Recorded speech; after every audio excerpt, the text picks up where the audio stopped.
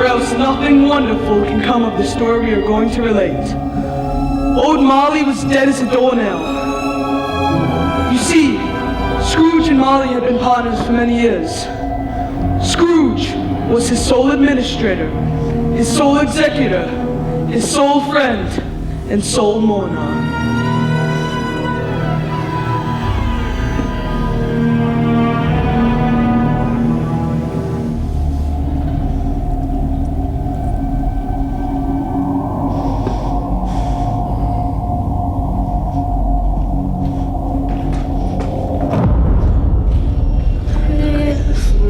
Is now drawing near at hand.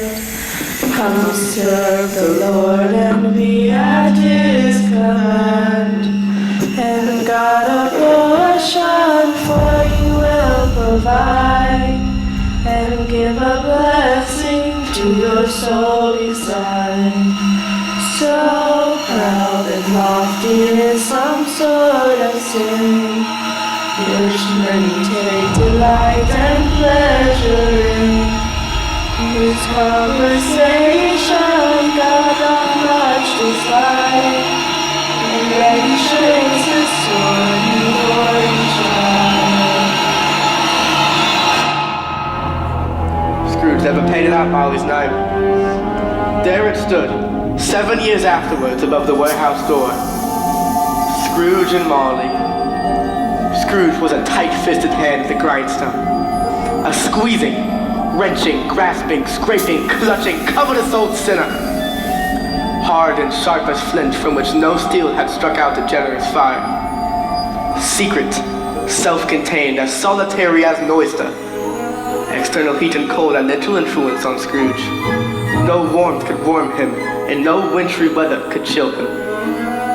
Nobody ever stopped him in the street to say with Ransom, "Looks, my dear Mrs. Scrooge, how are you? When will you come to see me?" No children asked him what it was o'clock. No man or woman ever once in all his life required a way to such a place of Scrooge. But what did he care? It was the very thing he liked.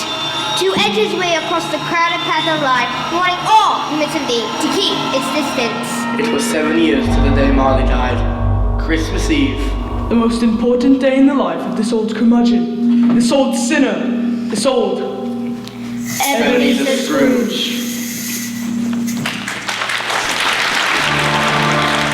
God rest ye merry gentlemen, let nothing you dismay. Remember Christ our Savior was born on Christmas Day, to save us all from Satan's power when we were gone astray. Oh, tidings of comfort and joy, comfort and joy. Oh, tidings of comfort and joy, comfort and joy, comfort and joy, comfort and joy.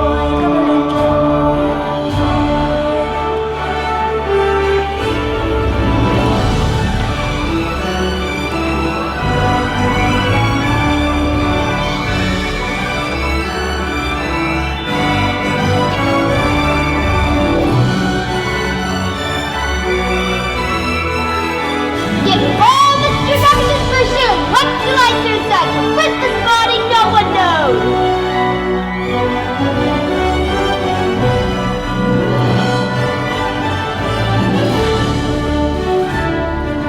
Peter, Belinda, come along, dears. Oh, there you are. I do believe this is the finest bird in all the world. Well, finest we can afford, mind you. Peter, will you hold on to it for me, darling? Yes, Mother. Mother, where's Tim? He's walking to meet your father. We better get a move on if we want to be ready for them. They should all be coming. Let's hope this time Topper and Clara finally tie the knots. Well, that will be the day. I've had letters back from all of them, Fred. All of them, except for one. Your uncle. Well, I knew he would never return your letter, which is why I intend to ask him in person. Must you, darling? I hate to see you let down again. Well, I'm afraid so, my dear. After all, he is family. He does not deserve you. And it is I who does not deserve you. I'll see you tonight. I love you.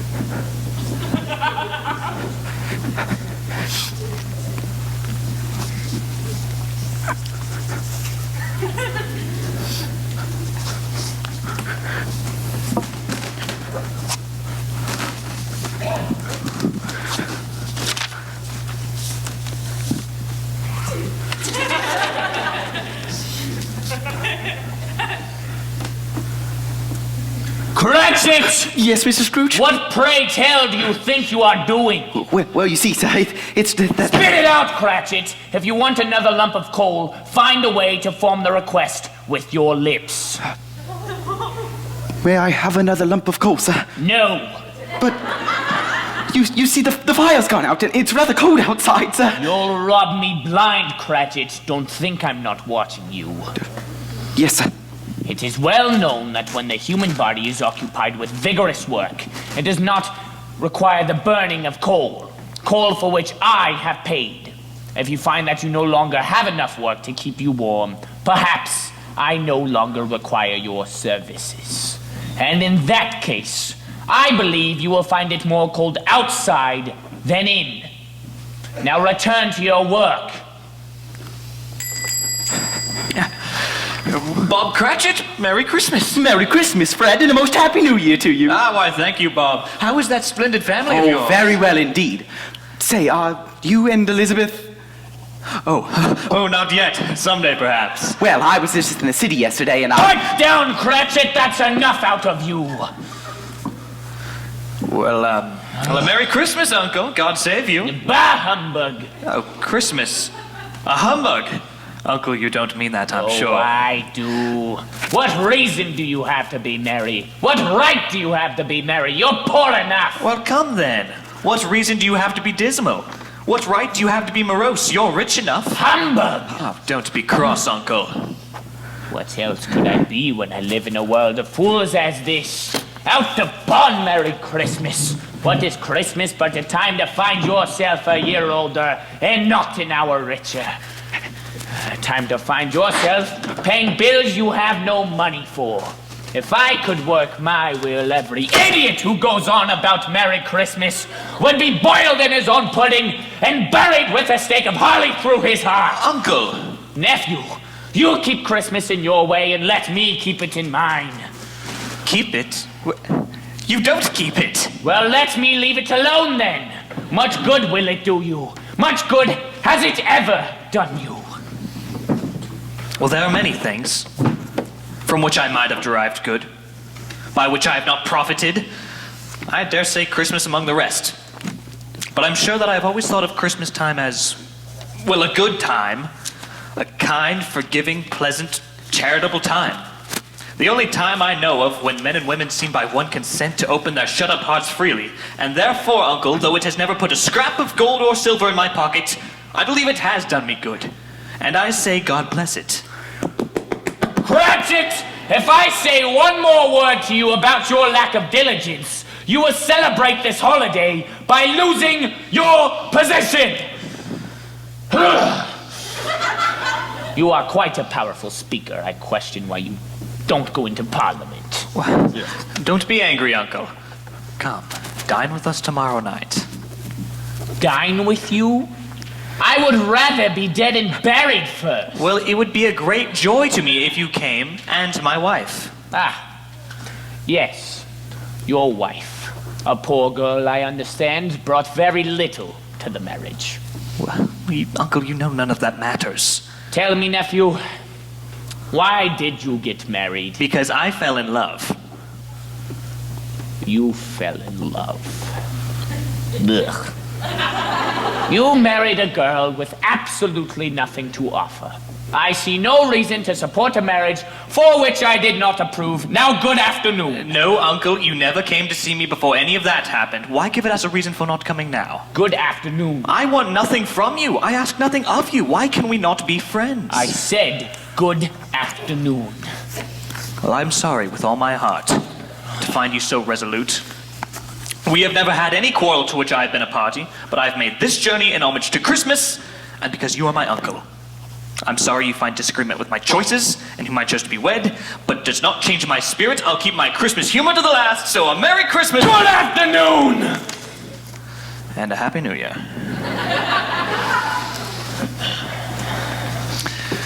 I cannot say I didn't try. Merry Christmas, Bob. Send my sentiments to Emily. Oh, thank you, Fred. I will. Now there's another man, Bob, who makes 15 shillings a week going on about Merry Christmas. I shall retire to Bedlam Salem. Someone knock me up!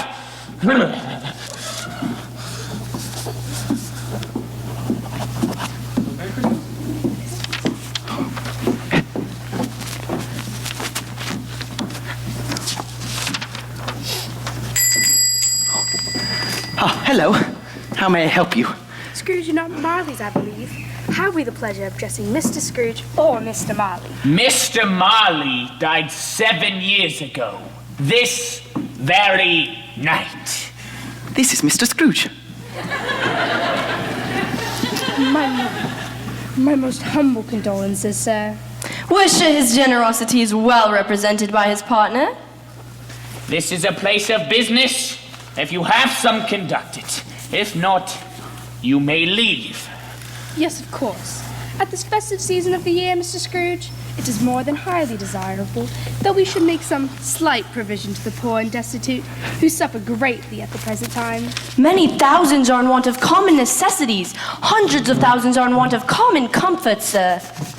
Well, are there no prisons? There are plenty of prisons. And the union workhouses, are they still in full operation? They are. Still, I wish I could say they were not. The treadmill and the poor law, are they still in full vigor? Both are very busy, sir. Oh, how wonderful. I was scared by what you had said that something had come to stop them in their usual course. I am very glad to hear it. But neither can scarcely provide to feed and furnish the multitudes. A few of us are endeavoring to raise a fund to buy the poor some meat and drink and means of warmth. We choose this time as it is a time that all men and women should share in a Merry Christmas. How much should we put you down for? Nothing. You wish to remain anonymous. I wish to be left alone. Since you asked me what I wish, that is my answer. I can't afford to make myself merry on Christmas, and I can't afford to make idle people merry either. I am forced to pay taxes to the services of which I have mentioned, and those who are badly off better go there. But many can't go there. And many would rather die. If they would rather die, then they better do it and decrease the surplus population. Surely you don't mean that. Oh, with all my heart I do. It is enough for one man to understand his own business and not to interfere with others. Mine occupies me constantly. Now, good afternoon.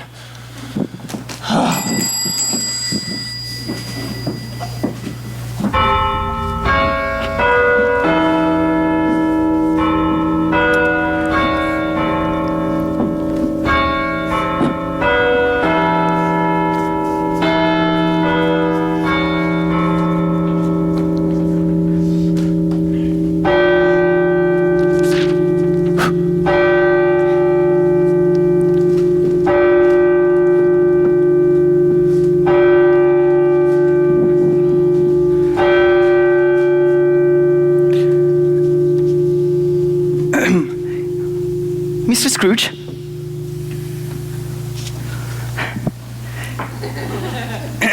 Mr. Scrooge? What?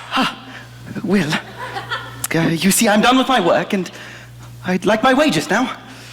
The problem with you, Cratchit, is you think of nothing but the pleasure and squandering of money. I suppose you'll want the whole day off tomorrow? Oh, if it's quite convenient, sir. No! It's not convenient and it's not fair. But if I were to stop you a half-crown for it, you think yourself ill-used. But you don't think me ill-used when I pay an entire day's wages for absolutely no work. It's Christmas, sir. Oh, a terrible excuse to rob a man's pocket every 25th of December. I hate Christmas. I suppose you shall have the whole day. Thank you, sir. But be back all the earlier the next morning. I will, sir. Thank you again, and Merry Christmas. Humbug!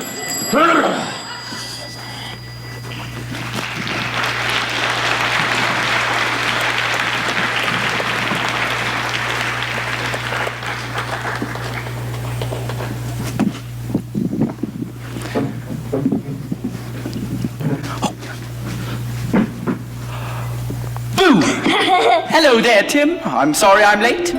Me and Mr. Scrooge had a bit more business to attend to.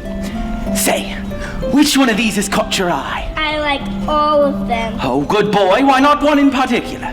Well, you said I can't have none of them, so I might as well like them all. Oh, boy, Tim, you're a gentleman and a scholar. But never forget it's not wrong to dream. Which one? The box of toy soldiers would be wonderful. Oh, good boy. Look. They're having so much fun, Father. That'll be you soon. Someday. It will. I'm feeling stronger every day. Tim, I've got a surprise for you. What, Papa? I'm to have the whole day off tomorrow. That means the family will get to spend all of Christmas together. Hooray for Christmas! It's the best day of the year. Papa! Hello, loves. There you are. I can see you've all been great little helpers. I've got the finest bird in all the world. I've got the pudding and Mother's got the food. More importantly, do we have my... Your Christmas punch. We couldn't forget that. It's our Cratchit's speciality. Say, children, I was just telling Tim here that I'm to have the whole day off for Christmas tomorrow. Really? That's wonderful. And it's all thanks to Mr. Scrooge. Let's hold off on giving our thanks. After all, it's the least he could do. And I'm to have 15 shillings in my pocket. 15 shillings? I guess we'll just have to wait and see what delights await you in the morning. I hope I get that dolly from the toy shop. I hope I get that bow and quiver. Maybe they're in the mystery packages. Ah, yes, those mystery packages, I spotted those this morning. 4 packages for a shilling. We won't know what's in them till tomorrow morning. How exciting.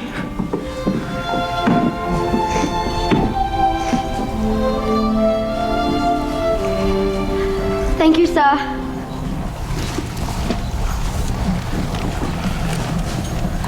Merry Christmas. Merry Christmas. Now, I believe there's a tree to be finished decorating at home, is there not? Up you go, Tim.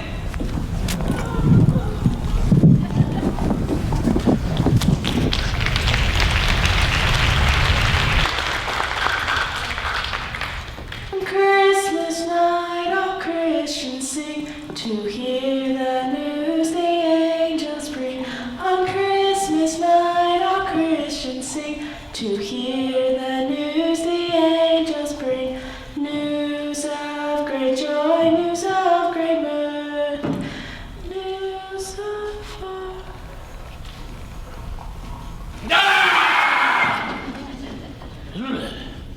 Hey, you! You get back here! You still owe me money! Ugh. Warm chestnuts.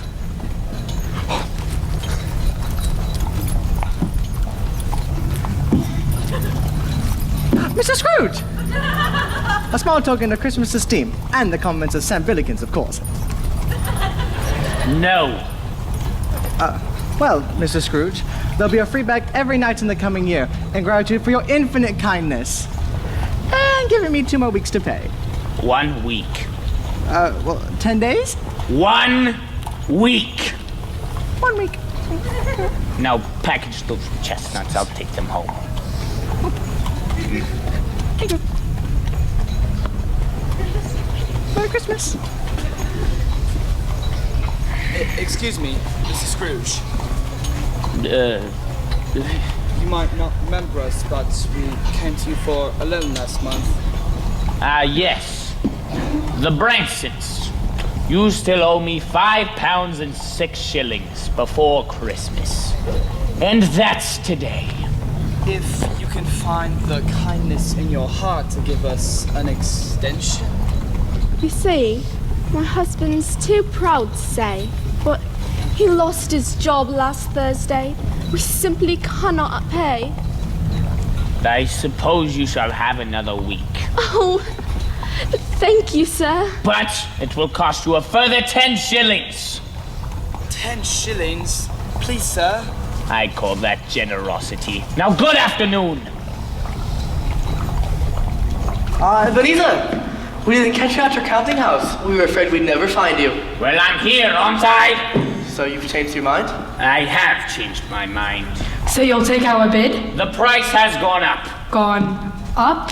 That's not possible. If you want my corn, you will pay the price I gave you plus 5% for the day's delay. That's outrageous. You'll have a warehouse stocked with corn. Then buy your corn somewhere else. Now, good afternoon. We'll buy your corn for the price you gave us yesterday. It is too late, and if you wait another day, it will cost a further 5%. Scrooge, it's not fair. No, but it's business. Now, I'll give you a moment to make up your minds. All right. Done and done. We'll pay. Good. Give the entire transaction over to my clerk. I don't sip the corn until I have the cash in hand. Now, good afternoon.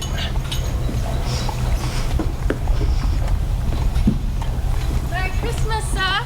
Do not beg. Be off with you. Ugh.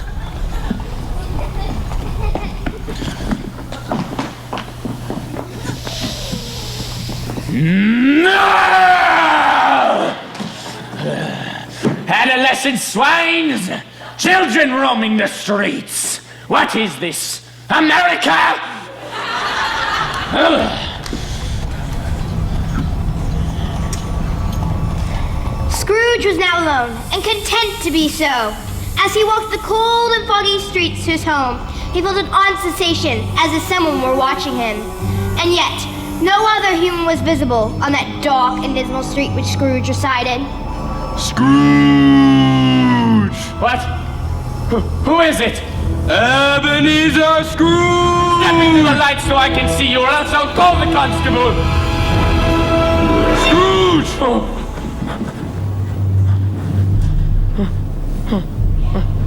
What is that? No. No!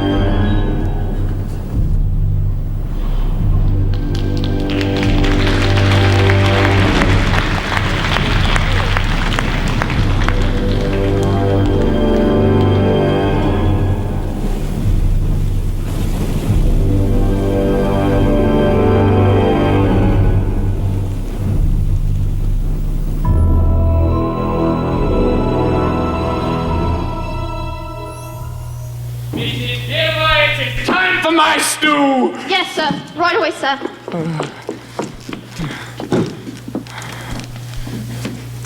Scrooge, who most certainly did not possess a vivid imagination, found himself greatly disturbed by what had just transpired. He reflected on the strange sensations and came to the only conclusion a man of his temperament was capable of. Just the wind is all. The weather, playing tricks. Yes. Yes. Oh. What on earth? What? Here we are, sir. Your stew. I've also prepared a plate of biscuits for you. Mrs. Dilber, what is this? I thought just this. Well, you thought wrong. Now take it out of my hands before I feel the need to set it aflame. Yes, sir. Do you need anything else? The only thing that I need is to be left of stupid questions and all talk of this Christmas nonsense.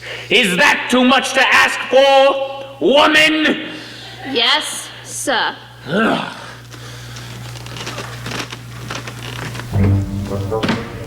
15 years. 15 years I've been cooking and cleaning for that unpleasant bugger, and for what? A paltry pittance of a wage that wouldn't fatten a church mouse. Ever a nice job polishing the silver, Mrs. Dilber? No. Ever a wonderful stew? And by the way, your biscuits were marvelous, Mrs. Dilber. Oh, heaven forbid that would ever happen. Why, I'd like to tell that Scrooge what he could do with his stew and biscuits. Since you can't seem to enjoy the stew I make for you, I hope you enjoy the mutton I made instead. And a poor grade of mutton at that. If my mum could see me now, she'd think I'd be well looked after working for the wealthy Mr. Scrooge. Boy, was that last Ron. I'm looking after meself and me family. That's why you won't notice when a few things go missing on occasion. A bit of beef here, some sugar tons there. Let's call it my Christmas bonus. Mrs. Dilber, I can hear everything that you've been saying. Oh, dear Lord in heaven. stupid housekeepers. Never can do anything right. I hate housekeepers. They're the worst. Just do something! Plus the reason, well, now this. Seems I can't keep her for one more night.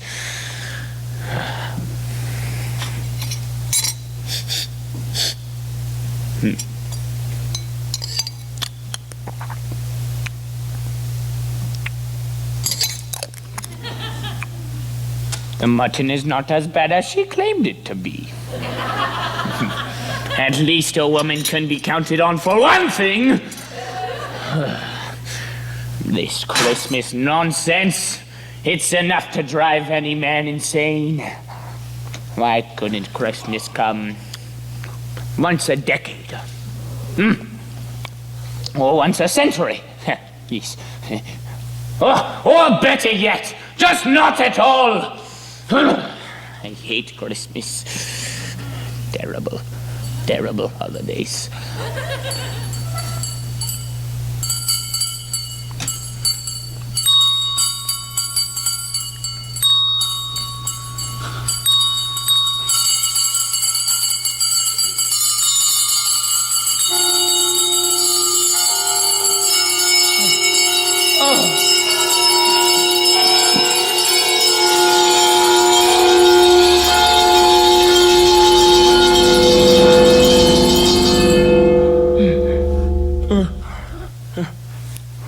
Hello? Mrs. Dilber? Mrs. Dilber? Oh! Ebenezer Scrooge!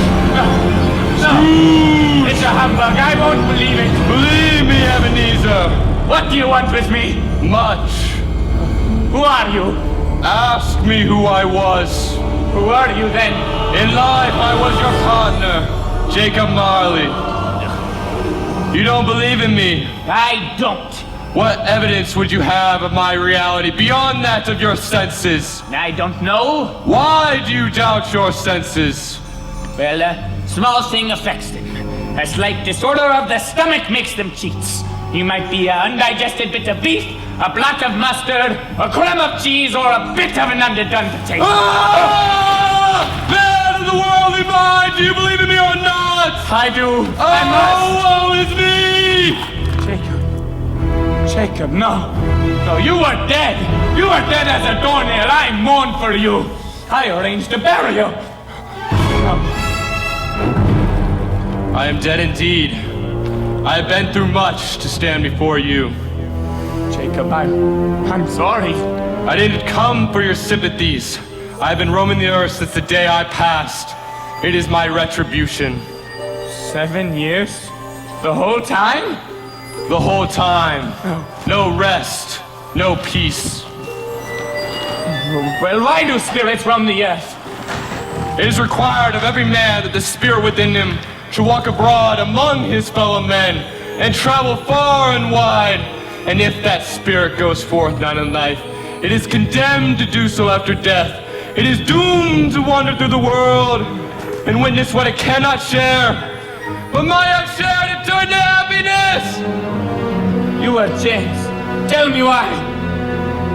I wear the chain I forged in life. I made it link by link and yard by yard. I girded it of my own free will, and of my own free will I wore it. Is this pattern strange to you? Or would you know the very weight and length of the very coil you bear yourself? Since I died, you have labored on it. I've sat invisible beside you many and many a day. And every day you work on it, and it grows longer. It was as full and as long and as heavy as this 7 Christmas Eves ago. It is a ponderous chain. No, I have no chain. Mine was invisible until the day I passed, as yours shall be. Speak some comfort to me, Jacob. Please.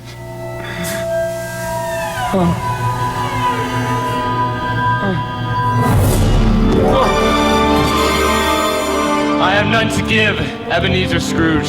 I cannot rest. I cannot stay. I cannot linger anywhere. My life never rose beyond the narrow limits of our money-changing hole, and weary, endless journeys lie before me. Oh, I was blind! Blind, I could not see my own life squandered and misused. Oh, woe is me! But you were always a good man of business, Jacob. Business! Oh. Mankind should have been my business. The common welfare was my business. Mercy, charity, forbearance, and benevolence should have been my business. Why did I walk through crowds with my eyes turned down and never raised them to that blessed star which led the wise men to a poor abode? Were there no poor homes to which his light would have conducted me?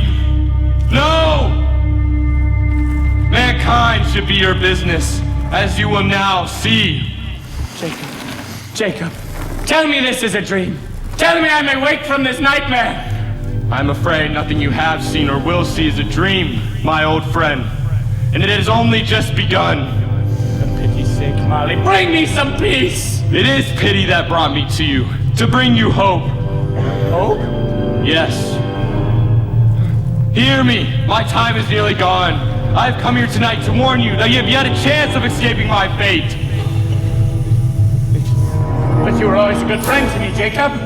You will be hunted by 3 spirits. Is that the chance you speak of? It is. I think I'd rather not. Expect the first when the bell tolls 1. No. Can't I just take them all at once and get it over with? Expect the second on the second night at the stroke of 2. The third shall come at the hour of his own choosing. Look to me that you may remember what has passed between us. Oh, Jacob. Do not let this be your fate. No. Do not! No, Jacob! And thus it began, a path that old Ebenezer couldn't turn back from. He tried to forget it, to dismiss it, to not believe in it. He tried to say humbug, but stopped at the first syllable. And having been from the emotion he had undergone, or the fatigues of the day, he went straight to bed and fell asleep upon the instant.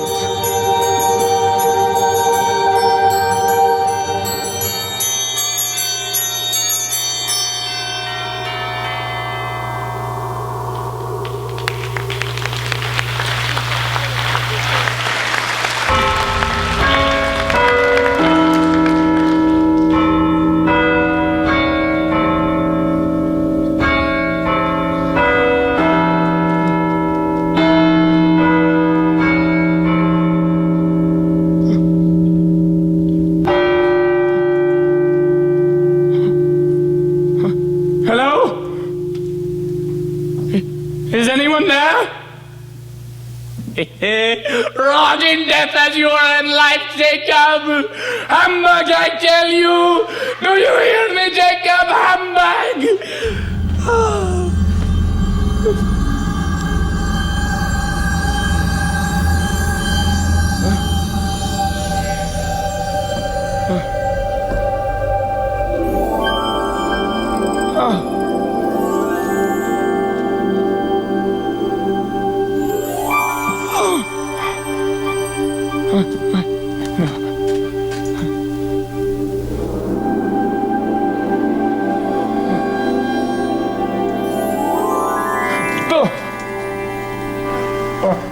Are you the spirit whose coming was foretold to me? I am. Oh, would you do me a favor and turn down the lights? It is far too bright in here. I bring a light of truth. Would you dare to snuff me out? No, spirit, I mean no offense. Who and what are you? I am the ghost of Christmas past. Long past? No, your past. What business brings you here? Your welfare. Oh. If I might be so bold, I believe a night of unbroken rest might be more conducive to that end. I'm here for your reclamation. I'm here to shed light on the shadows of your past. What past led you to where you exist now? I have watched you all your life. But you're so young. You don't mean to say that... Do not mean speak of things you cannot comprehend, Ebenezer. Every Christmas you have lived through, I have lived. Memories you have locked away, I have unlocked. I know you perhaps better than you know yourself. Take heed, Ebenezer. Come with me.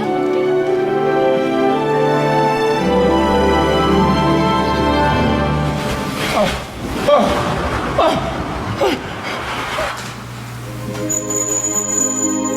emerging from the other side, he saw the city had entirely vanished. Not a vestige of it was to be seen. The darkness and mist had vanished with it, for it was a clear, cold winter day with snow upon the ground. The air is so thin, so far away from the city. Oh, good heavens! Do you know where you are? Do I know it? Why, I was a boy here. I was bred here. Oh, look.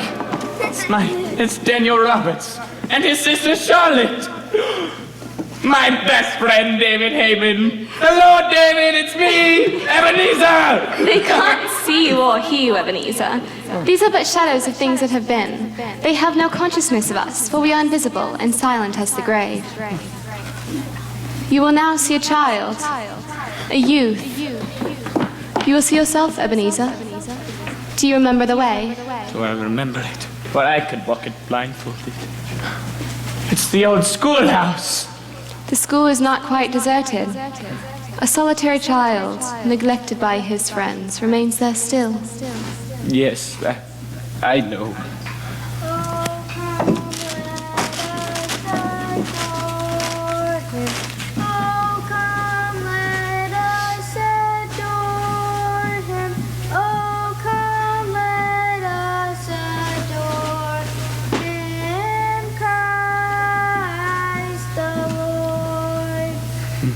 Do you recognize this child, Ebenezer Scrooge? It is I. All the other children have gone off to spend the holidays with their families. Not you. No, my father, I stayed at school. You're alone, deserted by your friends and family. How sad to be alone on Christmas Day. His mother's dead and his father holds him a grudge. My mother died in childbirth. You may weep if the tears come. No, I was not alone. Look there. You see how I read? In those books I found my solace. Ali Baba and the Sultan's groom turned upside down the genie. Robinson Crusoe and Friday running for their lives and sailing around the world. I never felt alone because I had companions like those to keep me company. I never felt alone as long as I had a book in my hand. Never, poor boy. Let us see another Christmas. Huh. Ebenezer! Fan! Oh, dear brother. It's my sister Fan, but she's been dead for years. Well, it's wonderful to see you. A Merry Christmas to you, dear brother. I have the most wonderful Christmas present for you. Well, Fan, just seeing you is present enough. Well, I hope you shall feel the same way. After seeing me every day. What? I've come to bring you home, Ebenezer. To bring you home. That is your Christmas present, brother. Home? Fan? Yes. Home for good and all. Home forever and ever. Father is so much kinder than he used to be. He spoke to me so gently one night when I was going to bed that I was not afraid to ask once more if you might come home. And he said, yes, you should. And sent me to coach to bring you. And you're to be a man. And are never to come here again. But first, we're to be together all the Christmas long, to have the merriest time in all the world. Well, you're quite a woman, Fan. Thank you so much. You don't know what this means to me. Or you to me, brother. Now quickly, let us leave this dreary place. Oh, if I am forced to spend one more moment within these walls, I shall surely expire. I had forgotten how beautiful she was. Is it all you had forgotten? Hello, Father. There, boy. Let me have a look at you. They haven't been overfeeding you, that's for certain. I've grown, I think. Yes, Ebenezer. Most boys do. Fan told you you won't be moving back here anymore. Yes, sir. Well, Ebenezer, I think it's high time you made your way in the world. I've made an apprenticeship for you. You are to move to Fezziwig's establishment in 3 days' time. 3 days, Father? I'd hoped we'd have my brother home for longer. Longer. 3 days is quite long enough. Don't you think, Ebenezer? Yes, sir. Quite long enough. Father, please, this isn't fair. My only wish was to have Ebenezer home with his family on Christmas. And he will. But it's time to move on now. I think it's time Ebenezer made something of his life. You gave me a word, and now you've broken it. Fan, it's all right. No, it isn't. I will never forget That this. is quite enough from you, Fan. It is time to go now. The carriage is this way.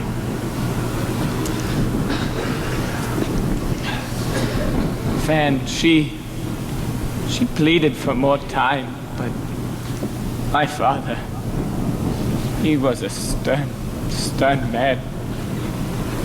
Oh, Fan, such a delicate creature, but she had such a big heart.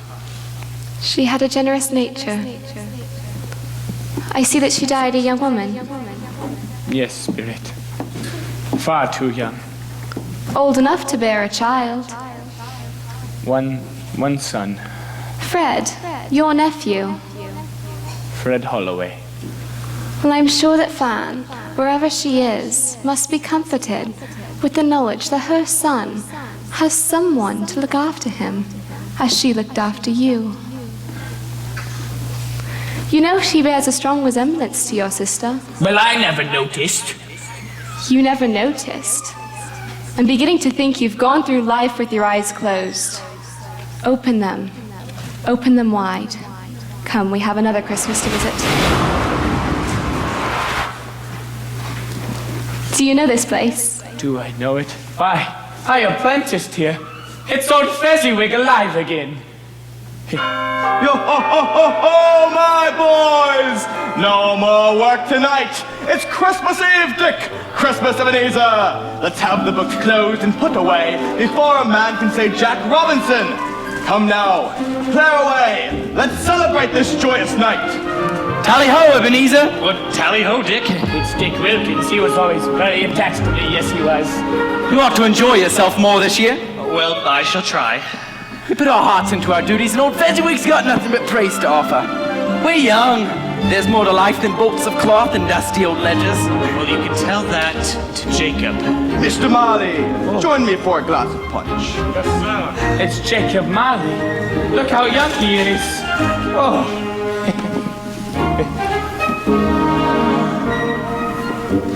There are much festivities to be commenced afore this night is out, boys. Why, if there's one bit of cold roast or one drum of cheer left over, I shall have to hang my head in shame on the streets.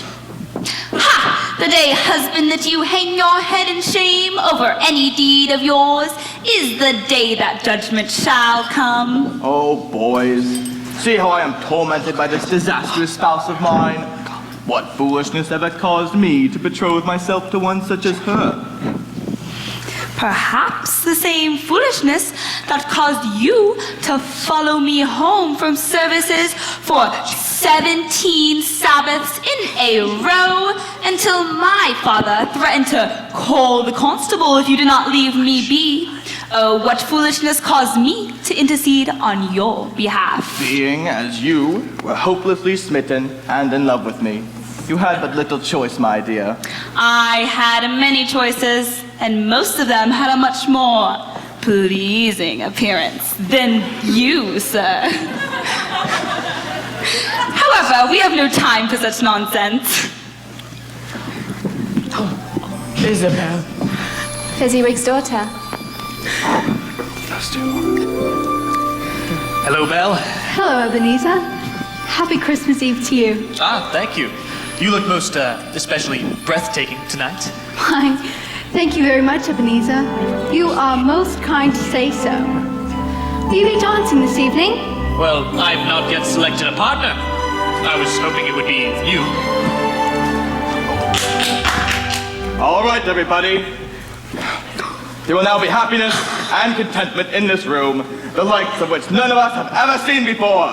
Come now, let us celebrate! Oh, I love this dance.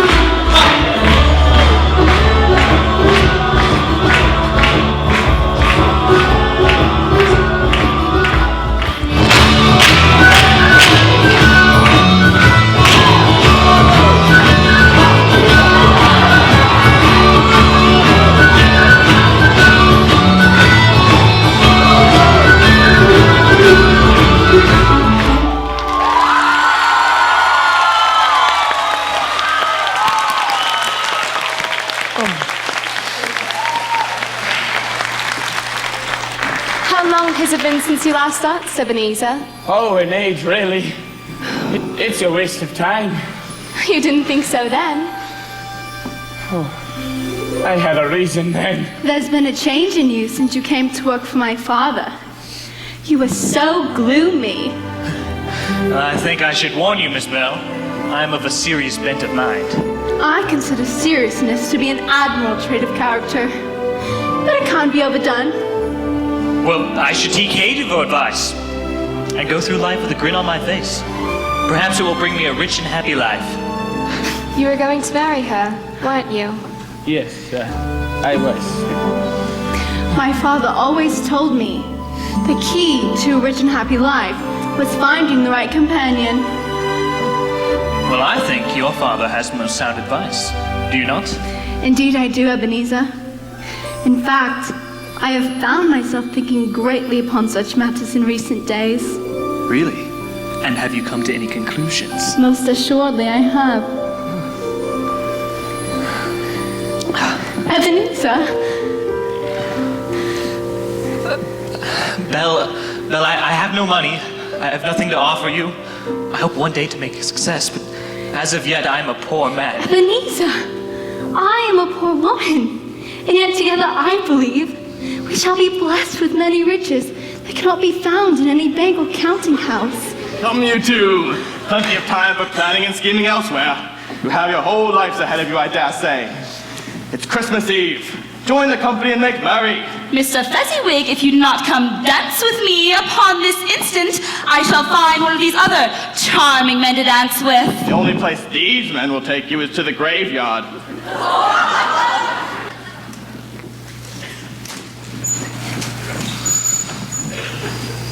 Fezziwig, a silly man. Silly? Spirit, why silly? What did he do, after all, to deserve the praise of his apprentices? Spend a few pounds, dance like a fool, beam a great smile? No, Fezziwig was a wonderful man.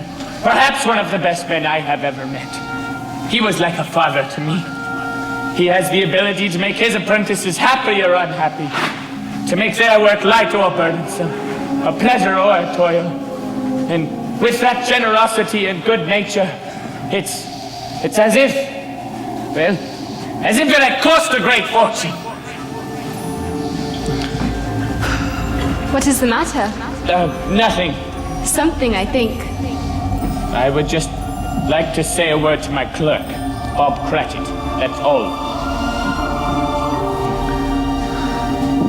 Ah, Ebenezer. Are you almost done? I'd like to turn in now. Yes, I'm sorry. I was just lost in thought. Are you in love, Ebenezer? Well, I mean, the thought had occurred to me, yes. She's too good for you. Well, someday, maybe. When I've made my fortune, then I'll deserve her.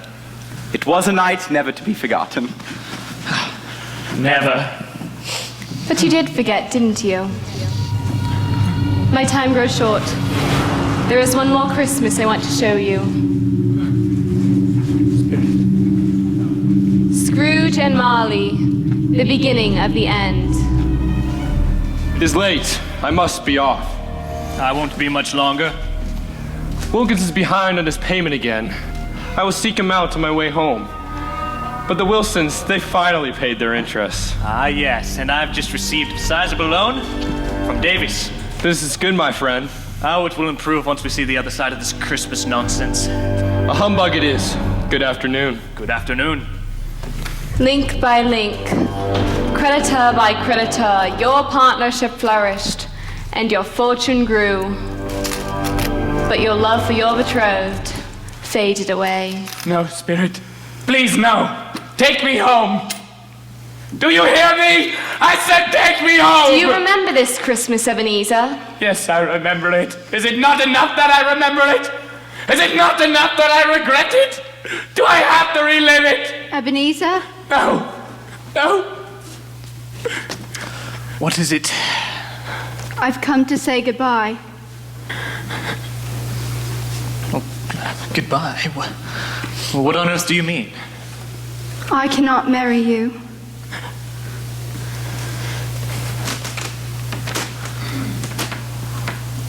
This is absurd. It's ridiculous. I won't hear of it. It matters little. To you, very little. Another idol has displaced me. What idol has displaced you? A golden one. Well, there is nothing more terrifying to me than a life doomed to poverty. May I ask why you condemn me with such severity the honest pursuit of substance? You fear the world too much. I have seen your nobler aspirations fall off one by one. You've changed. Changed? Well, perhaps I've grown wiser, but I have not changed towards you. Yes, you have. Our contract was an old one, when we were both poor and content to be so. When it was made, you were another man. Isabel, I was a boy. I was a boy! You see? Your own feelings tell you that you are not what you were. That which promised happiness when we were of one heart is fraught with misery now that we are two. How often and how keenly I've thought of this, I cannot say. It is enough I've thought of it and can release you. Have I ever sought release? In words, no. In what then? In a changed nature, in an altered spirit. If this had never been between us, and you met me today, you would not love me, a doubtless girl. Oh, I would! I do!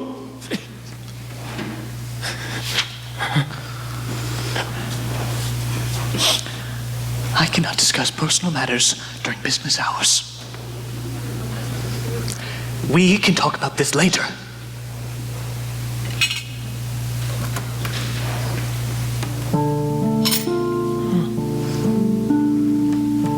If you weigh me by gain, I weigh very little. I release you, Ebenezer. Say something. Say something! With a full heart, for the love of him you once were. You may have pain in this for a very, very brief time, and you will dismiss the recollection of it gladly, as an unprofitable dream from which it happened. Well that you awoke. No. No. Isabel! Please. May you be happy in the life you've chosen. Well, Belle, wait,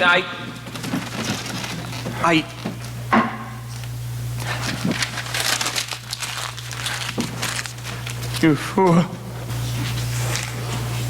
You fool! No. Now I can see. You're a dream gone by! How can there be such a fool as me? No. Spirit, no more I need to see. Take me home. Spirit, why have you done this? I told you. These were shadows of things that have been. They are what they are. Don't blame me. Why do you torture me? Show me no more! The truth is set in stone. The truth lives! Show me no more! Hurt me no longer!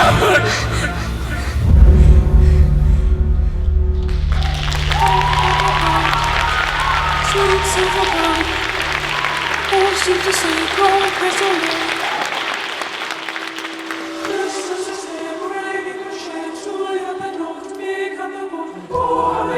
Praising the sound, Lord, in the tents and in the tent.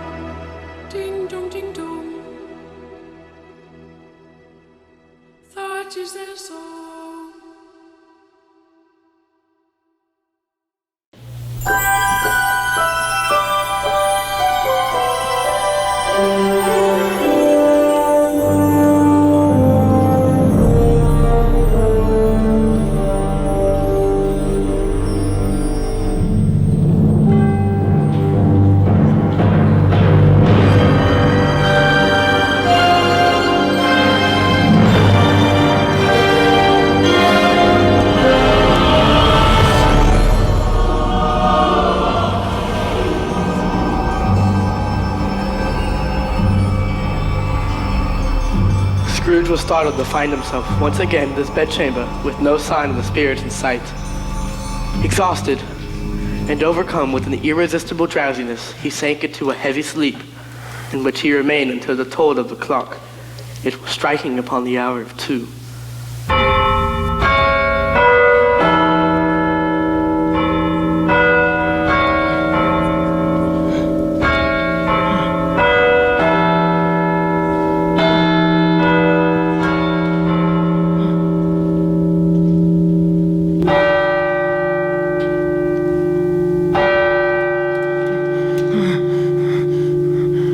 The hour strikes.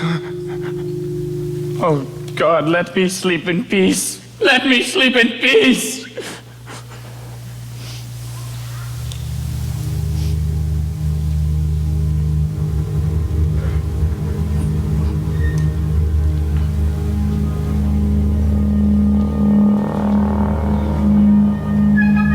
Hark the herald angels sing. Ho, ho, ho, ho, ho, ho.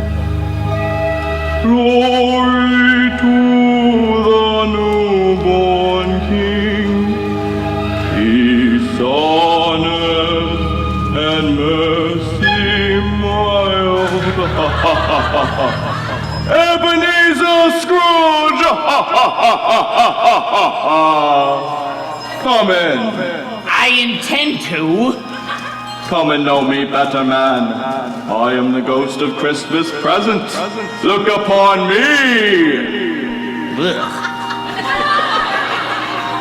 Have you never seen the likes of me before?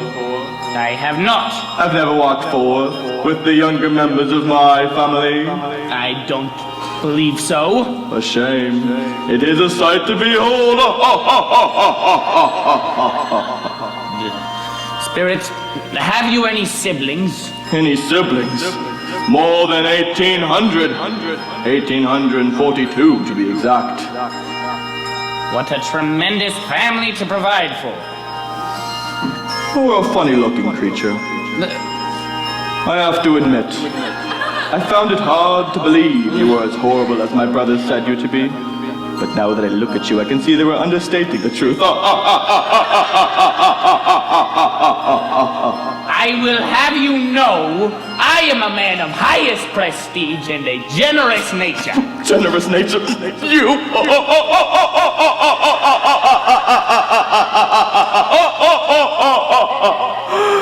You don't know the meaning of the phrase. Here, drink this.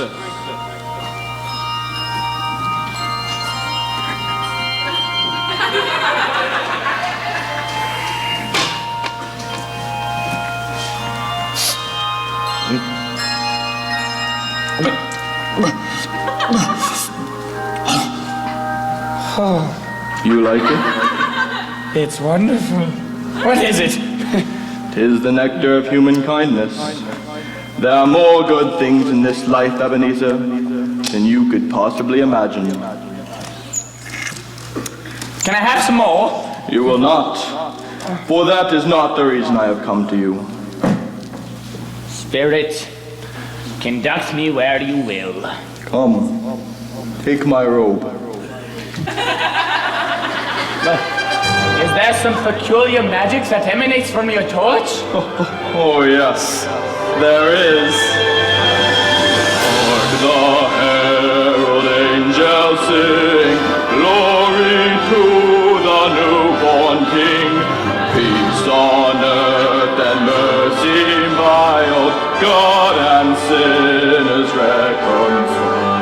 Joyful all ye nations rise, join the triumph of the skies. With angelic hosts proclaim, Christ is born in Bethlehem. Hark the herald angels sing, glory to the newborn King. While Scrooge was made a witness to Christmases of his past, the ghost of Christmas present was here to show him the Christmas of today. As he looked around with all the people making merry, the joys of giving and all the goodwill, he could only see the buying of those who were blessed with the coin, and the state of those without it. But the ghost of Christmas present was here to show him the good use to which the coin could be put. A lot of buying, I dare say. 'Tis the reason these people turn up poor and destitute, begging me for loans. Spirit, look at these poor people who have no way to cook their food. Oh, and yet you are the one who wants to shut down the only place in which these people can cook their meager meals every 7th day. Hear me, Scrooge. There are some upon this earth of yours who claim to know me and my brothers, and do their deeds of ill will and selfishness in our name. These so-called men of the cloth are as strange to us as if they had never lived. Charge their doings to them, not to us. I will.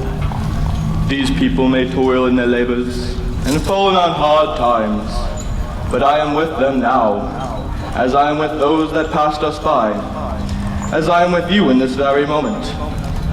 They know me whenever they have a Christmas thought, or hum a Christmas tune, or think of some long ago Christmas and the hopes that went with it. They have a kinder word for all on that day than any other day of the year. For wherever vain, venal man has not barred the door to me, I leave my blessing and my spirit. Now, do you recognize this place? I assume this bleak papa's dwelling is of, well, some significance. It's all your loyal clerk can afford on his meager 15 bob a week. Shall we go in? Well, I don't want to disturb them. As with Christmas past, we shall be invisible and unheard. Whatever's keeping Martha? I do hope she won't be late for your precious father. He will not be pleased. Peter, save some for the rest of the family, dear. I'm just testing the cooking, Mother. I'm sure they'll manage very well on their own without your help. Oh, I do hope the pudding is a success this year. No one makes a better pudding than you, Mother. Home! Martha! Merry Christmas, I've missed you. Martha, wait till you see our goose. 'Tis a wonderful goose. Peter, Belinda, take her things and help her settle in. Thank you. Oh, bless your heart. Merry Christmas, darling. Let me look at you, late you are. We had a great deal of work to finish up last night and to clear away this morning. Never mind, as long as you're here. I made the most beautiful bonnet trimmed with velvet ribbon and fine silk flowers from Paris. It went upon a lady, and the lord who paid for it was taller than Father. Wonderful, dear. Where is Father anyway, and Tiny Tim? They're just leaving the service now. They'll be here soon. Now, I thought we'd have a bit of fun when they arrive. We'll tell them you're not coming this year. And we'll pop out and surprise them. Oh, that sounds perfectly wonderful. I can't wait to see his face. Here they come now. Quick, hide, Martha, hide. Hello, all, and Merry Christmas. I suppose you thought we got swallowed up in some mysterious place. You've been dawdling. Father had a long talk with the minister again. Thought so. Why? Where's Martha? Surely she must be here by now. She's not coming. Not coming? On Christmas Day? Why ever not? She had too much work to finish. But it won't be a true Christmas without Martha. Father, you must do something. Here I am.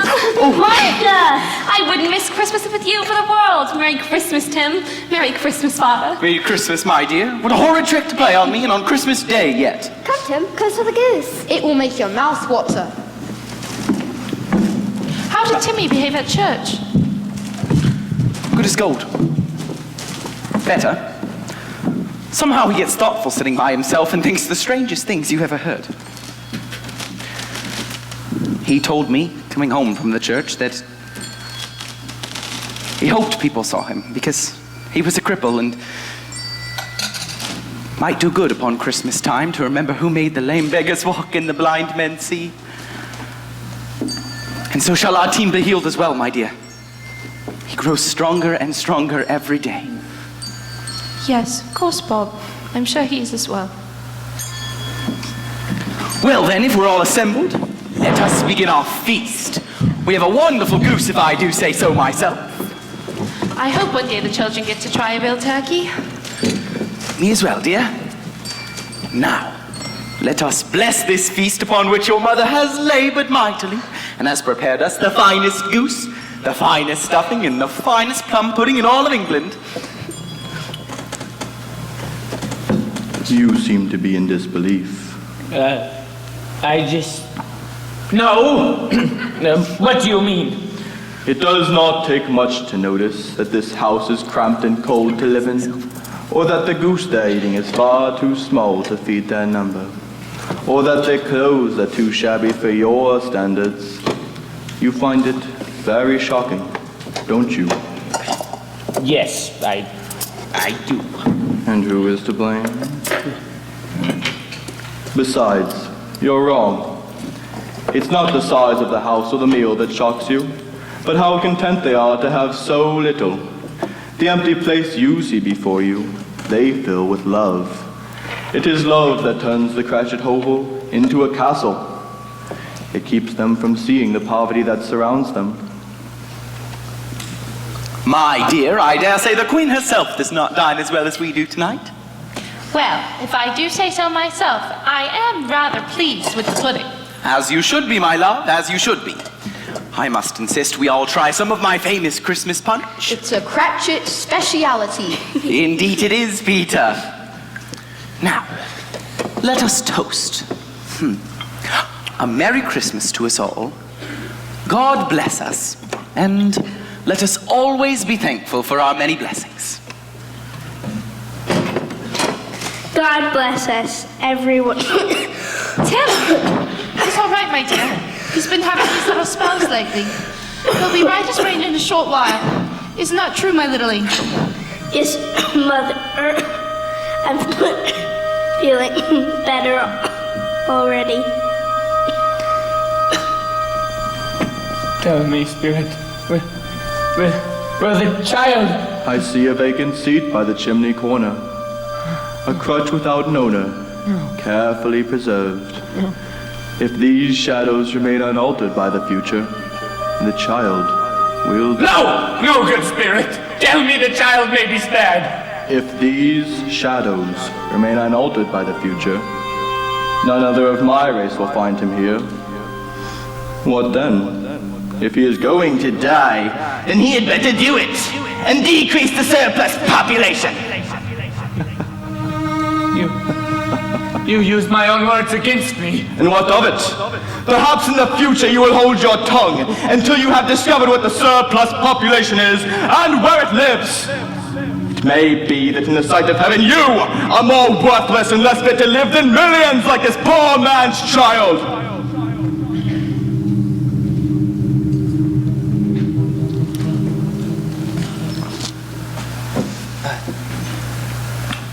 Let us toast. To the founder of our feast, Mr. Scrooge. The founder of the feast, indeed. I wish I had him here. I'd give him a piece of my mind to feast upon, and I'm sure he'd have a good appetite for it. Emily, it's Christmas, the children. It would have to be Christmas Day, I am sure, on which one toasts to the help of such an odious, stingy, hard, unfeeling man as Ebenezer Scrooge. You know he is, Robert. Nobody knows it better than you. It's Christmas. I'll toast to his help, for your sake in the days. A long life to him, a Merry Christmas, and a Happy New Year. He'll be merry and happy, no doubt.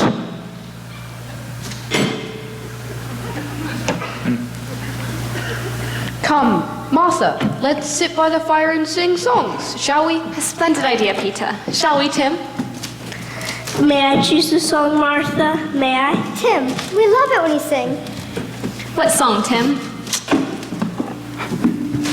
Maybe Silent Night?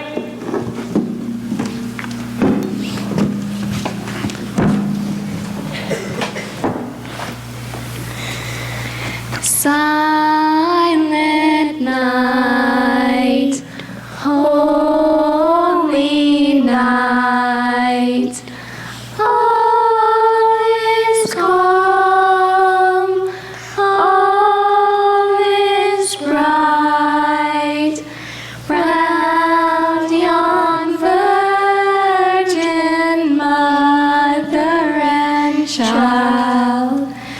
Holy infant, so tender and mild, sleep in heavenly peace,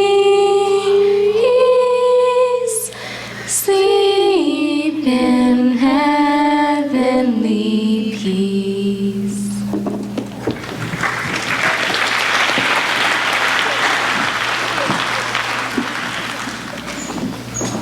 Come, let us leave them in peace. We have other places to journey. Spirit, what is this? This place? You don't recognize it, do you? Well, it's a party. I think it may amuse you. I am not in the mood to be amused.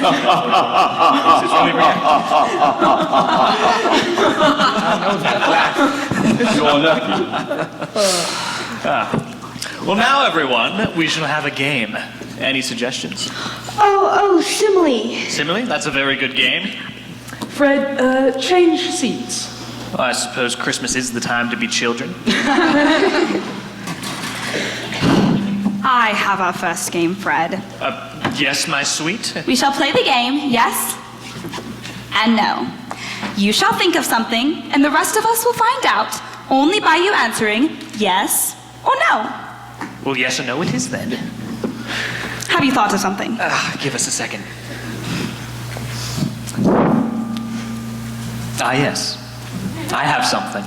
All right, let's start. Are you thinking of an animal? Yes. Is it a disagreeable animal? Very disagreeable indeed. Is it a savage animal? Yes.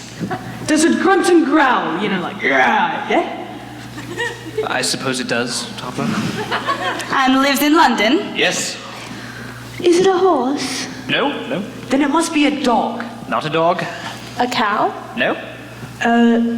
Maybe a rat. No. Is it a pig? No. Oh, I know. Yes, Topper. An ass! Well, yes and no. Oh, Fred, I know. It's your Uncle Scrooge. Oh, go on, Fred. Tell them what your uncle said yesterday. Well, he said Christmas was a humbug, and as I live and breathe, he believed it to be true. Fred, I should like to meet your Uncle Scrooge. The way you portray him, it tickles my heart. Well, he's a ghastly fellow. Surely you exaggerate, Fred. Well, I have no doubt that he's a stingy, old miser. No living creature can be that sour. Well, darling, as he's not given you the dubious pleasure of making your acquaintance, you shall have to accept my word. He's a comical fellow. However, his offenses carry their own punishment, and I have nothing to say against him. Is he as rich as they say he is? I suppose he's rich, but what of it? He doesn't do any good with his wealth, and he doesn't make himself comfortable with it. Well, I don't squander and misuse it as other people have. Don't argue with those we visit.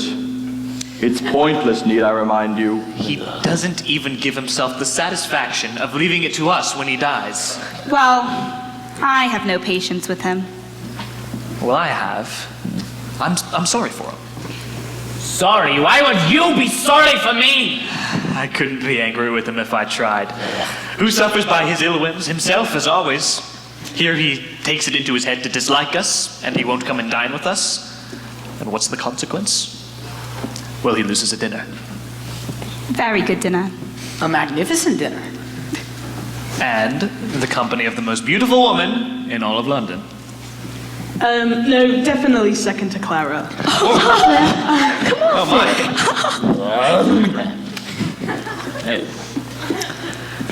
In all honesty, the reason I speak of this now is my mother, Fan, God rest her saintly soul, was very fond of him and loved him very much.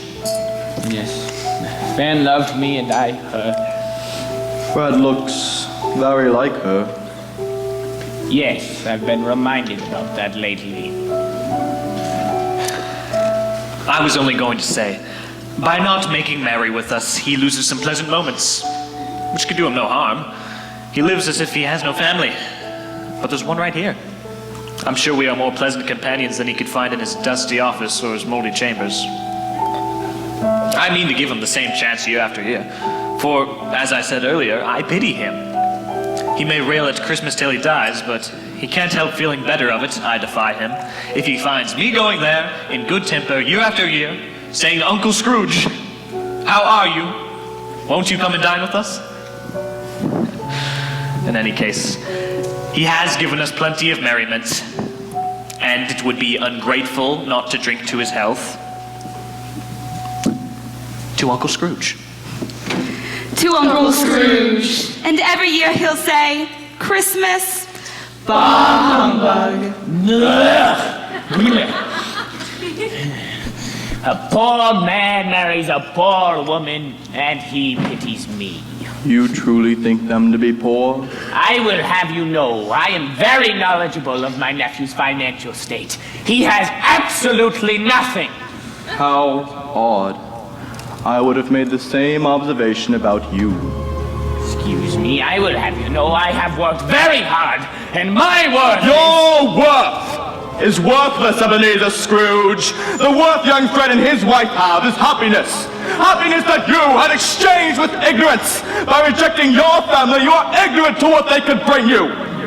And as I recall, this is not the first time you have done so. You have explained to me what you have gained. I am here to show you what you've lost. What I have lost? Spirit, what is this? Mother! Isabel. And that's her daughter. Yes. Oh, my darling.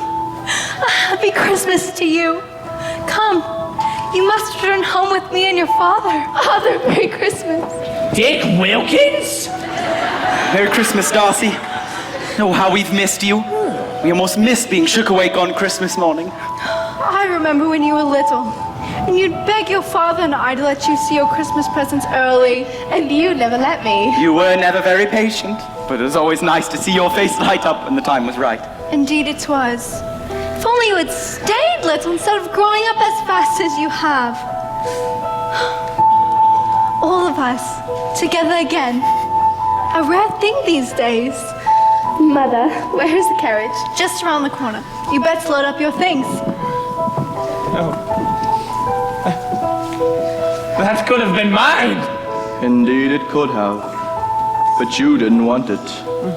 Your want for gold outweighed a happy life with her. I saw an old friend of ours in the city yesterday. Really? Who was it? Yes, I can't. I don't know. Ebenezer Scrooge. I walked past his window. Wasn't shuttered. He had a single candle lit upon his desk and a look on his face I remember all too well from our apprenticeship together.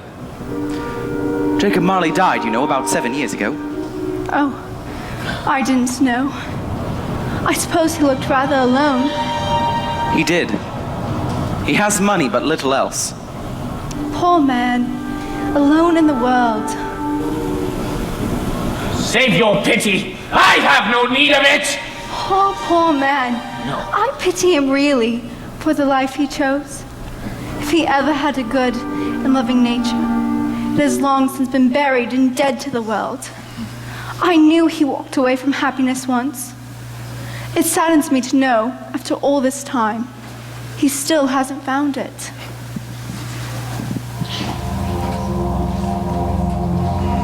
Spirit? Spirit? Our time together is almost over. My time is done. Our spirit's life so short? My life upon this globe is very brief.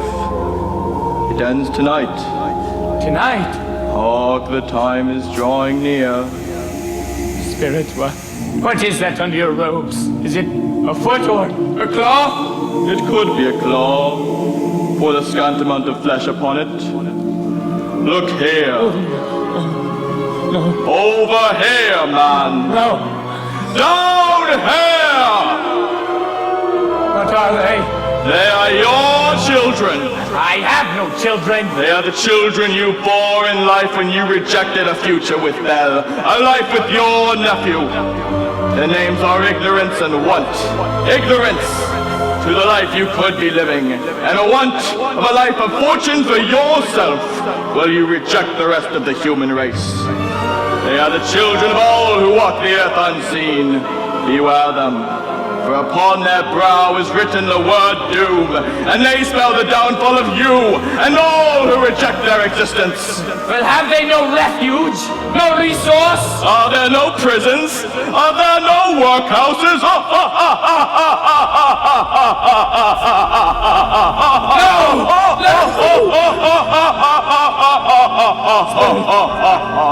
Spirit, don't leave me, Spirit! No.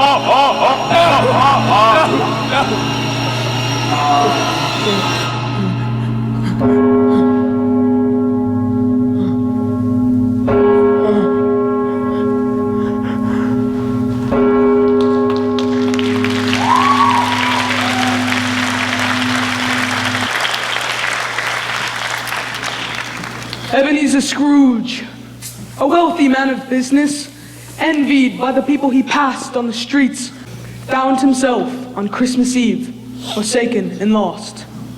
His wealth was of little use to him in this place, wherever this place was, but he was mistaken in one thing. He was not alone.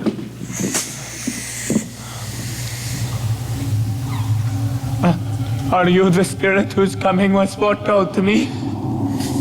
The one that Jacob said would come at the hour of its own choosing? Ghost of the future. Are you about to show me the shadows of the things that have not happened, but will happen in the time before us? Is that so, Spirit? Oh, ghost of the future, will you not speak to me? I fear you more than any spectre I have seen.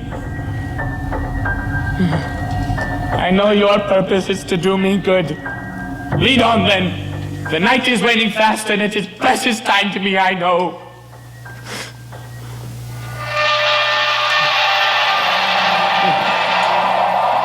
No, I don't know much about it either way. I only know he's dead. When did he die? Last night, I believe. What was the matter with him? I thought he'd never die. Oh, heaven knows. What I'd like to know is what he's done with his money. I haven't heard. Left it to his company, I suppose. He hasn't left it to me. That's all I know. It's likely to be a very cheap funeral. Suppose we volunteer and form a party. Oh, upon my life, I can't imagine anyone who would go. But I don't mind going if lunch is provided.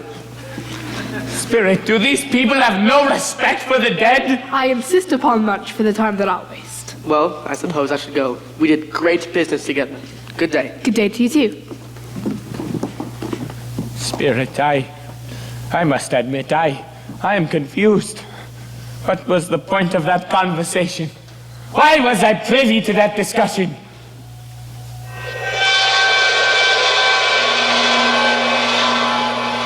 Spirit, this is the most vile part of the city. What has this to do with me? Alrighty, let's see what goodies you got. I'm hoping you won't be none too particular where soda items come from. Will you now, Joe? Every person has a right to take care of themselves, Miss Dilber. He always did. Mrs. Dilber? That's true enough. Besides, who's the worst for the lost few things? Not a dead man, I suppose. No, indeed. If he wanted to keep him after he was dead, the wicked old screw, why wasn't he more natural in his lifetime? If he had been, he'd have someone to look after him when he was struck with death, instead of lying there, gasping out his last breath, alone by himself. The truest words ever spoken. It's his judgment, honestly. What? Are these his bed curtains? You're telling me you took these, rings and all, while he was lying there? Yes, I do, and why not? You're born to make your fortune. Are these his blankets? He ain't likely to take cold without them. Now tell me, he didn't die of anything catching, did he? I ain't so fond of his company that I'd loiter about if he did. Take a look at this shirt here. The finest he had, not a mark on it. And to think they would have wasted it without me.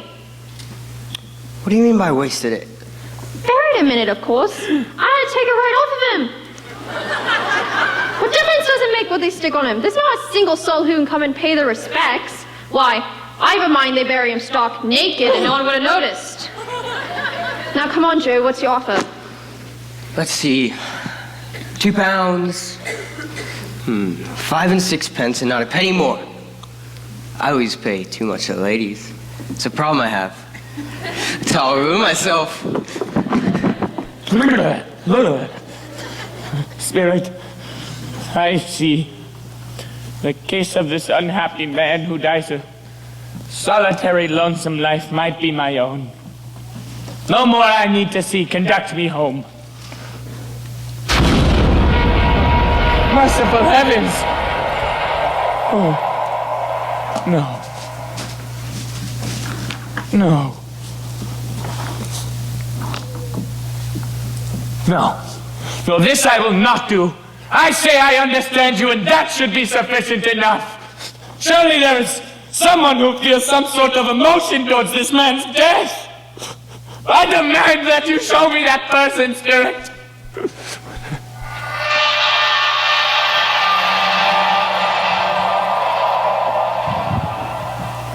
ruined? There's hope yet. Hope only for your Lent. He's past relenting. He's dead. Dead? To whom will our debts be transferred? I don't know, but by then we'll have the money, and even if we don't, it's unlikely any other creditor will be as merciless. We shall sleep tonight with light hearts, my dear. No. No. Spirits, show me some tenderness connecting to this death, or else this chamber will forever haunt me.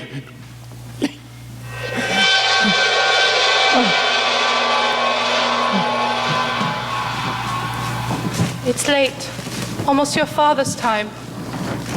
Past it, rather. He walks a little slower than he used to, Mother. Yes, but I have known him to walk very fast indeed, with Tiny Tim on his shoulder. So have I, Mother. He was very light to carry. No trouble at all, really. Your father loved him so.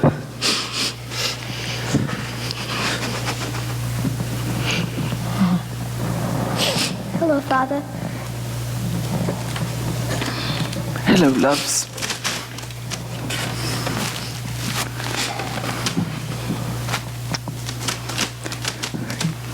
I'm sorry I'm late.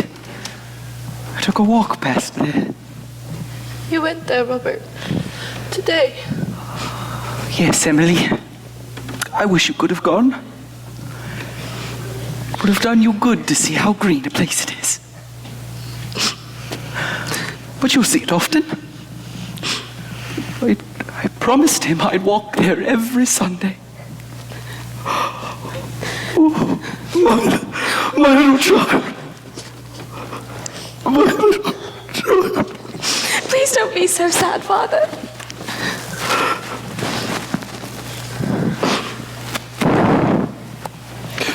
Oh, yeah. Met Mr. Scrooge's nephew in the street today. He was so extraordinarily kind, for he noticed I looked a little down, and when I told him, he said, "I'm heartily sorry for what Mr. Cratchit, and heartily sorry for your good wife." We missed him as well.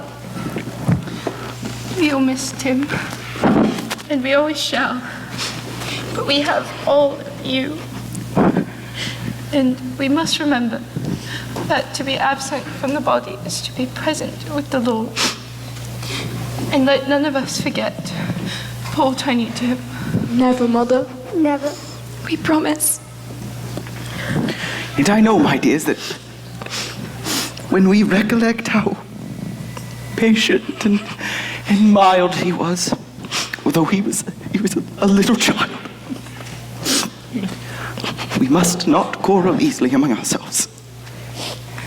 We must always be thankful for our many blessings. I am a very happy man. Very happy.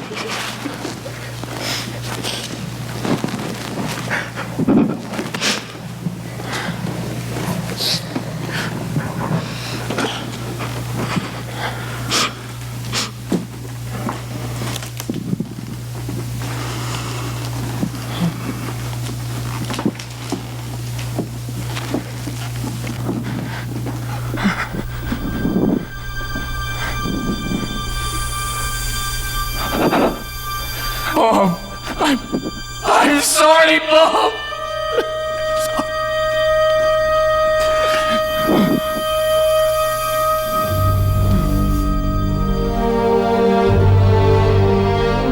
Spirit, I admit. I asked for tenderness connecting to death, and you have shown me that. No more I need to see. Take me home.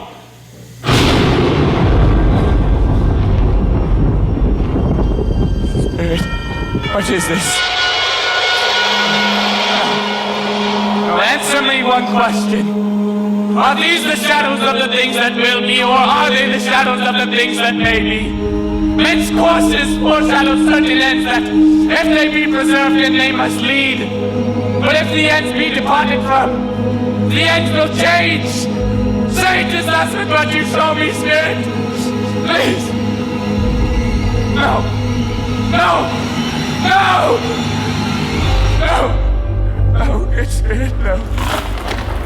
Jacob. Jacob. Ebenezer. Jacob, say you have come to help me. I tried to save you, my friend, but I cannot. All this time I have watched you, pleading for you to see the errors of your ways and ask forgiveness. But it seems you have followed the same path as I did. What? What do you mean? Before my untimely death, I too was visited by 3 spirits. They gave me warning, showed me the deeds I had done in life, the ones I had wronged, and the one I had led astray. You. It was only too late before I realized God had given me one last chance to accept the blood payment of His Son. I did not listen. I did not repent. I did not accept the gift because I didn't understand the true meaning of Christmas. I had hoped to spare you from the same fate, my friend. But it seems I cannot. What? So I am here for your end, just as you were there for mine. No. No, Jacob, no. Christmas is now drawing near at hand. Come serve the Lord and be at His command. Jacob, can they see me? And God a portion for I thought I couldn't be seen or heard. And give a Jacob, what is this? to your soul inside. No, I won't believe it. No! Sword and sin, which many take delight and pleasure in. Those conversation, what is this, Jacob? Much desire, and yet each takes his sword before his bride. Spirit, why show me this if I am beyond all hope? Oh, good Spirit, no, your nature is deceit for me, it pities me. Jacob, say I may wipe away the visions you have shown me. By an oath of life! I dare not stand in the way of the phantom of the future, Ebenezer. No! Link by link, yard by yard, this is your life's work and you must see the ones who have paid for it. No! Father! Lizzie Weeks! Why have you become just like me, Ebenezer? You could have had a future with her. Why did you turn her away? No! No, Faith! Ebenezer, why didn't you take care of my son? He loved you. I'm sorry, man! No! Tim! Why, Mr. Scrooge? Why? Forgive me, Tim! Forgive me! Ebenezer, see that your work, being the light of this world, amounts to nothing! No! I am sorry, my old friend! No, I will honor Christmas and strive to keep it all the year! I will live in the past, the present, and the future! The spirits of all three shall strive within me! Say I may wipe away what you have shown me!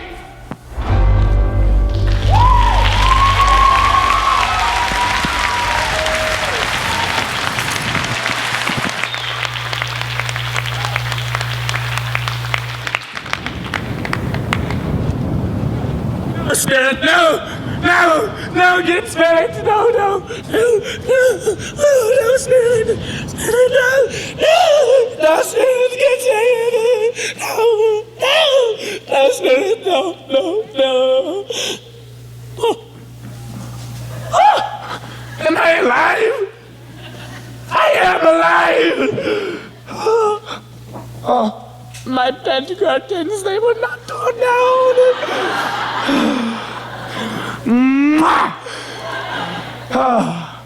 The shadows of the things that would have been may be dispelled, Jacob. I say it on my knees, old friend, on my knees. May God forgive you. Thank you. I don't know what to do. What day is it? What day is it? Oh. Hello, boy, hello. Eh? What day is it, my fine fellow? Today? Why, it's Christmas Day. The spirits have done it all in one day. I haven't missed it. My boy. Oh, do you know the butcher shop at the corner? I should hope I did. I've lived here my whole life. Oh, an intelligent boy. A remarkable boy. Oh, do you know the prize turkey in the window? What? The one as big as me? Yes, my buck. Go and buy it. You're bleeding loony. No, my boy. I am in earnest need. Fetch the proprietor and bring him back here and I will give you a shilling.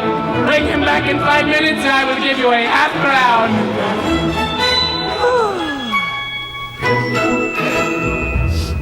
I am as happy as an angel.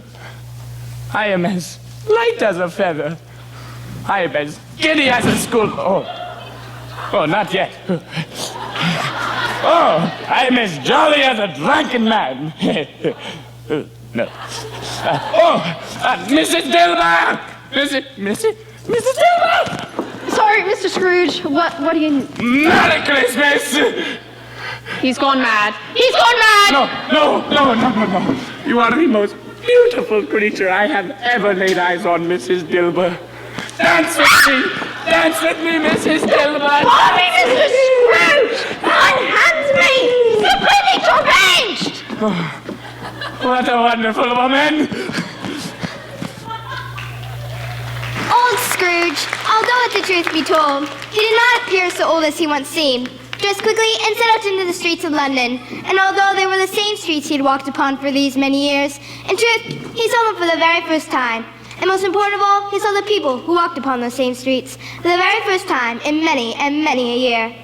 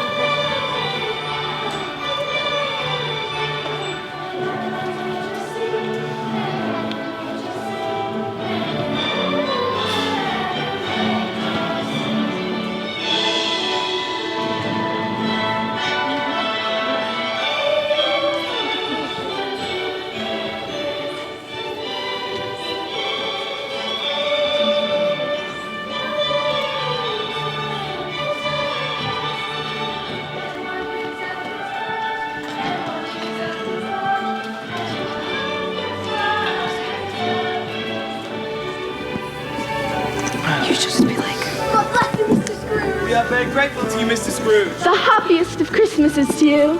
You're welcome. Merry Christmas. And to you, I believe a new life has started for you. If you find that there is a day where you need my help, you can count on it. Thank you so much, Mr. Scrooge. This is the best thing that's ever happened to me. That's not ever did that good fortune comes my way. Merry Christmas and a Happy New Year. Miss Poole, Miss Hacking, Merry Christmas. Mr. Scrooge? Yes, that is my name, and I am afraid it may not be pleasant to you. Will you do me the favor of letting me give a donation in the size of... Lord bless me! My dear Mr. Scrooge, I don't know what to say to such generous and magnificent... Many back payments are included in it, I promise, I assure you. Will you come and see me? We will, sir. Most assuredly we will. Thank you. Bless you. Bless you 50 times. Scrooge walked through the streets of London, breathing in the cold, crisp air. He found himself at a certain doorstep. He may have walked by it a dozen times before. He summoned the courage to knock.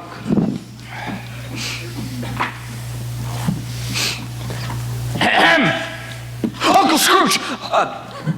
How are you? Merry Christmas. Hello, Fred. What? Oh, I mean, of course. Is there anything I can do for you? I have come to tell you something. Merry Christmas. I beg your pardon? No.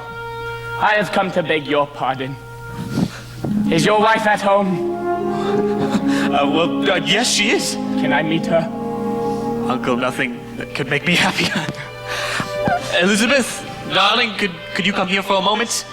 I have a very great Christmas present for you. Fred, I already told you. You've given me quite enough presents.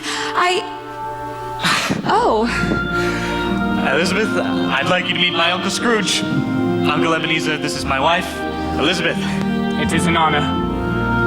I hope that you will someday find it in your heart to forgive me for the way I have treated you and my nephew. You know, I was in love once. Is that odd? No, not at all. I believe that I didn't possess the depth of feeling the two of you have. You know, my sister, Fred's mother, I believe it would have been her fondest wish to know that Fred would wed such an amazing woman.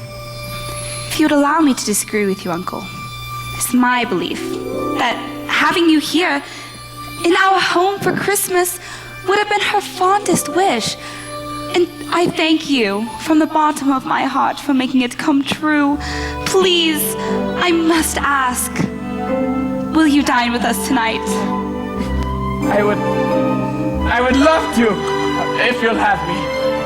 Well, Uncle, of course we will.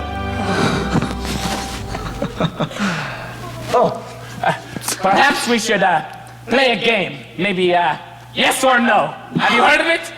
We love that one! What a great idea! Well, how charming of you, Uncle. Until tonight, then. Oh, until tonight.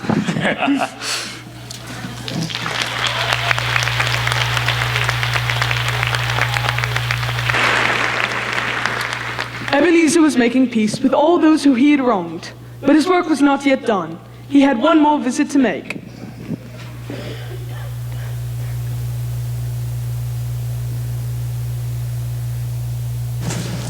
Now, let us bless this feast upon which your mother has labored mightily and has prepared us the finest goose, the finest stuffing, and the finest plum pudding in all of England. Cratchit!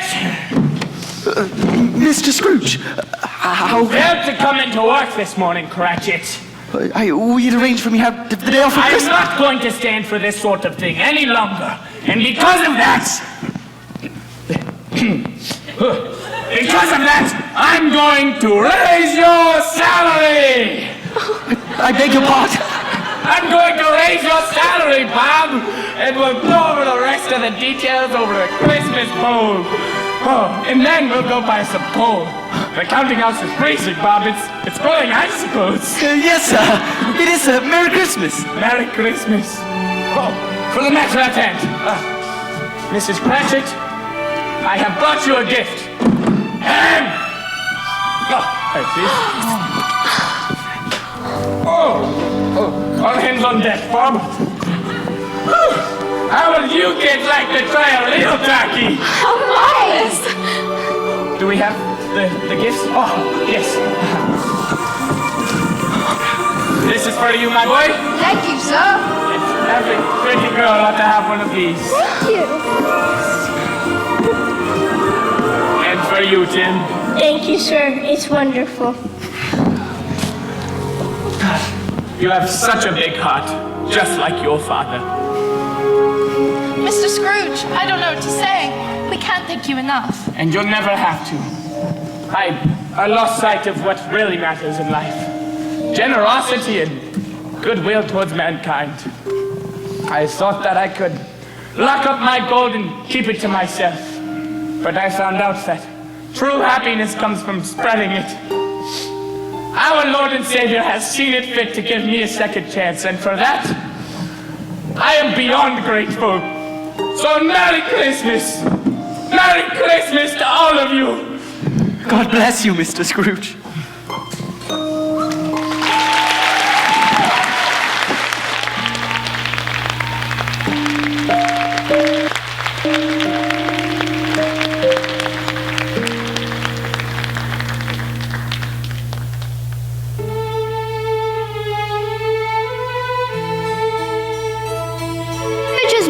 Word. He did it all and infinitely more. He carried the spirit of Christmas in his heart, and it changed him forevermore. For that day and every day after, he carried the lessons he learned from his past, from his present, and from his future. And to Tiny Tim, who did not die, he was like a second father.